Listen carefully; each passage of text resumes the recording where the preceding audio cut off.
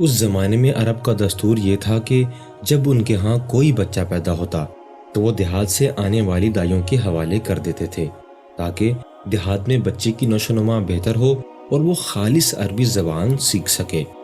دائیوں کا قافلہ مکہ میں داخل ہوا۔ انہوں نے ان گھروں کی تلاش شروع کر دی جن میں بچے پیدا ہوئے تھے۔ اس طرح بہت سی دائیاں جناب عبد المطلب کے گھر بھی آئی۔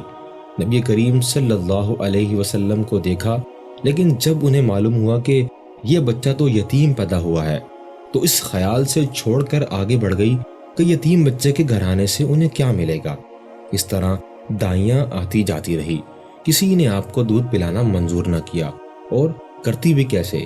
یہ سعادت تو حضرت حلیمہ رضی اللہ عنہ کے حصے میں آنا تھی۔ حلیمہ میں تیرے مقدراں تو صدقے، تو مدنی دا جھولا جھلیندی بھی ہو سے، نی سونے دا مکھڑا نورانی نورانی، تو تکدی تے رہیے چمیندی بھی ہو سے، ایک انگلی نہ پا کے تو ویڑے دے اندر خدا دے سجن نو ٹرہندی بھی ہو سے، نی ارشدہ چنے کھلونا بھی جستا تو اس بے مثل نو کھنڈیندی بھی ہو سے، کدی نال تیری نزاکت چ سونا اور استا بھی ہو سی منیندہ بھی ہو سے، نوا کے سجا کے تے کجلا پوا کے تو ٹھوڈی ہلا کے ہسیندی بھی ہو سے۔ جب حلیمہ رضی اللہ عنہ مکہ پہنچی تو انہیں معلوم ہوا کہ سب عورتوں کو کوئی نہ کوئی بچہ مل گیا ہے اور اب صرف وہ بغیر بچے کے رہ گئی ہیں، اور اب کوئی بچہ باقی نہیں بچا۔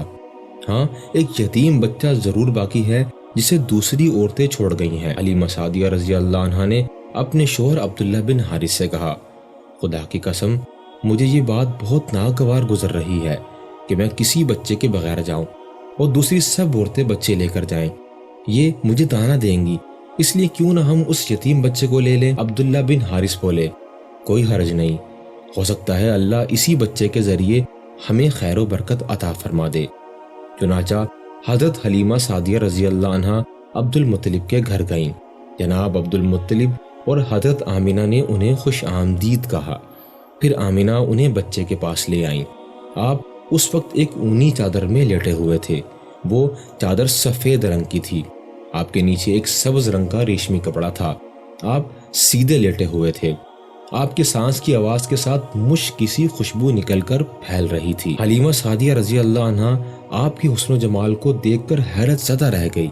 آپ اس وقت سوئے ہوئے تھے، انہوں نے جگانا مناسب نہ سمجھا، لیکن جو ہی انہوں نے پیار سے اپنا ہاتھ آپ کے سینے پر رکھا، آپ مسکرا دیے اور آنکھیں کھول کر ان کو دیکھنے لگے۔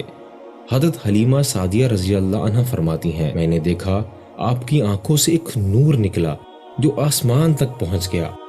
میں نے آپ کو گود میں اٹھا کر آپ کی دونوں آنکھوں کی درمیانی جگہ پر پیار کیا، پھر میں نے آپ کی والدہ اور عبد المطلب سے اجازت چاہی اور بچے کو لیے قافلے میں آئی۔ میں نے آپ کو دودھ پلانے کے لیے گود میں لٹایا تو آپ دائیں طرف سے دودھ پینے لگے۔ پہلے میں نے بائیں طرف سے دودھ پلانا چاہا، لیکن آپ نے اس طرف سے دودھ نہ پیا۔ دائیں طرف سے آپ فوراً دودھ پینے لگے۔ بعد میں بھی آپ کی یہی عادت رہی، آپ صرف دائیں طرف سے دودھ پیتے رہے، بائیں طرف سے میرا بچہ دودھ پیتا رہا۔ پھر قافلہ روانہ ہوا۔ حلیمہ سعدیہ رضی اللہ عنہ فرماتی ہیں، میں اپنے خچر پر سوار ہوئی اور آپ کو ساتھ لے لیا۔ اب جو ہمارا خچر چلا تو اس قدر تیز چلا کہ اس نے پورے قافلے کی سواریوں کو پیچھے چھوڑ دیا۔ پہلے وہ مریل ہونے کی بنا پر سب سے پیچھے رہتا تھا۔ میری ساتھی خواتین حیرانگی سے مجھ سے مخاطب ہوئی، اے حلیمہ، یہ آج کیا ہو رہا ہے؟ تمہارا خچر اس قدر تیز کیسے چل رہا ہے؟ کیا یہ وہی خچر ہے جس پر تم آئی تھی اور جس کے لیے ایک ایک قدم اٹھانا مشکل تھا؟ جواب میں نے ان سے کہا، بے شک یہ وہی خچر ہے، اللہ کی قسم اس کا معاملہ عجیب ہے۔ پھر یہ لوگ بنو سعد کی بستی پہنچ گئے۔ ان دنوں یہ علاقہ خشک اور قحط سالی کا شکار تھا۔ حلیمہ سعدیہ رضی اللہ عنہ فرماتی ہیں، اس شام جب ہماری بکریاں چر کر واپس آئیں تو ان کے تھن دودھ سے بھرے ہوئے تھے، جبکہ اس سے پہلے ایسا نہیں تھا۔ ان میں دودھ بہت کم اور بہت مشکل سے نکلتا تھا۔ ہم نے اس دن اپنی بکریوں کا دودھ دوہا تو ہمارے سارے برتن بھر گئے اور ہم نے جان لیا کہ یہ ساری برکت اس بچے کی وجہ سے ہے۔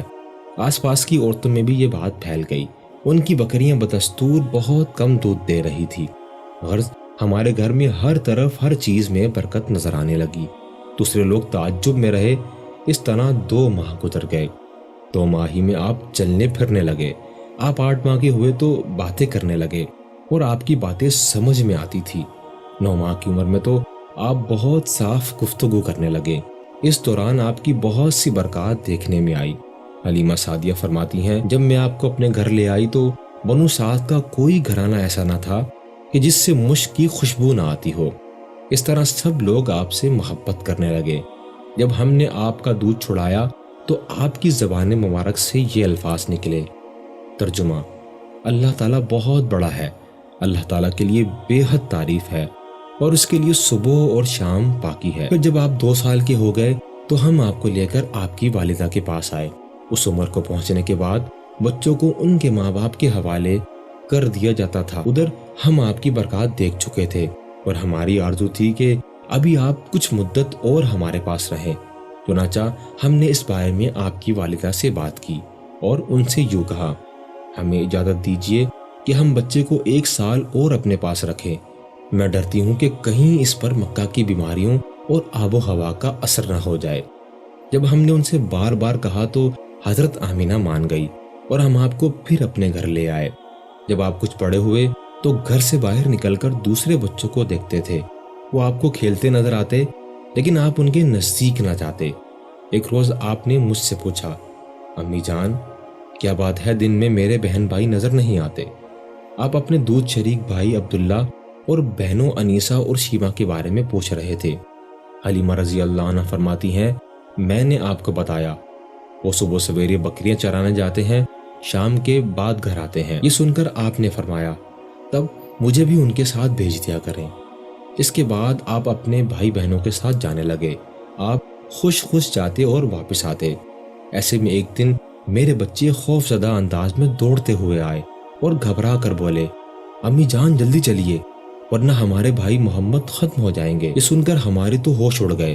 دوڑ کر وہاں پہنچے۔ ہم نے آپ کو دیکھا، آپ کھڑے ہوئے تھے اور رنگ اڑا ہوا تھا، چہرے پر زردی چھائی ہوئی تھی، اور یہ اس لیے نہیں تھا کہ آپ کو سینہ چاک کیے جانے سے کوئی تکلیف ہوئی تھی، بلکہ ان فرشتوں کو دیکھ کر آپ کی یہ حالت ہوئی تھی۔ حلیمہ سعدیہ رضی اللہ عنہ فرماتی ہیں، ہم نے آپ سے پوچھا کیا ہوا تھا؟ آپ نے بتایا، میرے پاس 2 آدمی آئے، وہ سفید کپڑے پہنے ہوئے تھے۔ ان دونوں میں سے ایک نے کہا، کیا یہ وہی ہے؟ دوسرے نے جواب دیا، ہاں یہ وہی ہے۔ پھر وہ دونوں میرے قریب آئے، انہوں نے مجھے پکڑا اور لٹا دیا۔ اس کے بعد انہوں نے میرا پیٹ چاک کیا اور اس میں کوئی چیز تلاش کرنے لگے۔ آخر انہیں وہ چیز مل گئی اور انہوں نے اسے باہر نکال کر پھینک دیا۔ میں نہیں جانتا کہ وہ کیا چیز تھی۔